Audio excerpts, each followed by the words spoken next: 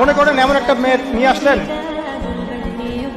যে মেয়ে কখনো কফি শপে বসে কফি খায় নাই, কথা বলছে ফ্যামিলিগতভাবে তারা কখনো কফি শপে বসে খায় নাই, ফ্রাইড রাইস চিকেন ফ্রাই কি হাই স্যুপ কি এরা জানেন। কারণ বিয়ের পরে যদি আপনি ওকে নিয়ে ওখানে যান তো সে আপনাকে রাত্রেবেলা ঝগড়াও করতে পারে, এত টাকা খরচ করা কি দরকার ছিল। তো পরিবেশ একটা ফ্যাক্ট।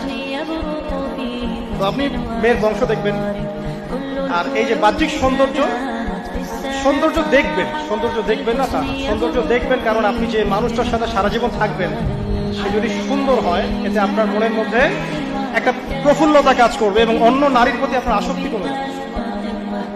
কিন্তু সৌন্দর্যটা মূল উপাদান নয়, তার দিনদারিতা মূল উপাদান। যদি দিনদারিতা থাকে, আকীদা ঠিক থাকে, আমল ভালো, মাশাআল্লাহ, ফরজ ওয়াজিব মেনে চলে, খাস পর্দা করে, আপনি বাকি বিষয়গুলোকে গৌণ রেখে এটাকে মুক্ত রাখেন, এগুলো মূল প্রস্তুতি।